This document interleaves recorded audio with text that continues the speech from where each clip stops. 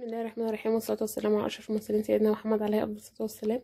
النهاردة هعمل معاكم أكلة أول مرة نعملها على القناة، أول مرة هجربها أصلا. هعمل الكباب اللي هو الصوابع المتحمر ده، والكور هعمل منه شوية ناشف وشوية في مع بطاطس. الأول عندي الرز هنا، جبت كوباية رز، نقعتها في مية يعني حوالي ساعة كده أو نص ساعة، وبعد كده صفيتها فردتها على فوطة او صينية او اي حاجة تنشف، يعني عشان الرز ينشف لما يجي يتطحن كده يبقى طري. ماشي. بعد كده طحنته بقى، انا نقعته حطيته ليلة كاملة كده بعد ما صفيته من المية. ماشي.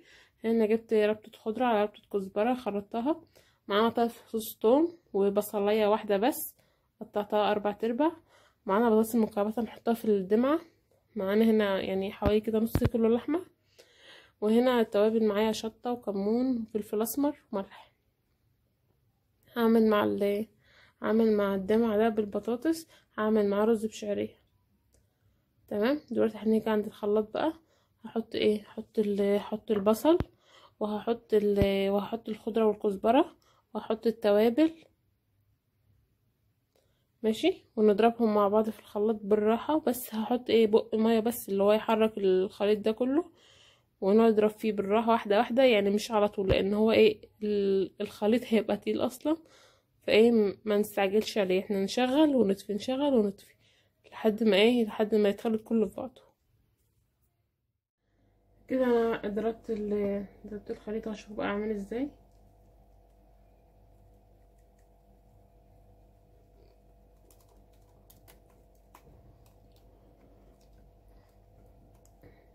خلاص.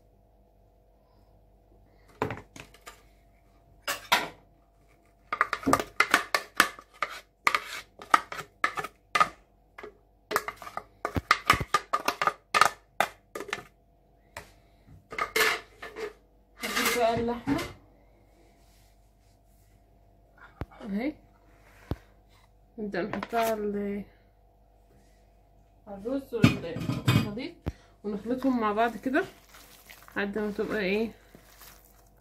تبقى عجينة حلوة. وبعد كده هنروح على النار بقى. عندي عصير طماطم، هجيب نص بصلاية اخرطها. بعد ما اخرطها واشوحها في حته سمنه صفارها، هدبلها كده يعني. هنزل عليها بعصير الطماطم عشان نعمله الكباب. كده ادي الكباب اهو، خلصناه. هو طلع غامق شويه بس عشان انا تقريبا كده، يعني انا زودت الخضره، زودت الكزبره، مش عارفه. طب مين اللي عامله؟ لا مش انت. يعني انا برضو عامل لمسه فنيه كده برضو. عامل لمسه الفنيه يا جماعه. يلا بقى بينا عصير عشان نحمرها. والطماطم اتسبكت وولعت على الرز. وبكده الغدا بتاعنا خلاص خلص اهو. ادي الكباب. عملت برضو حبة ناشفين كده. وادي الرز بتاعنا. يلا تعالوا اتفضلوا معانا بقى.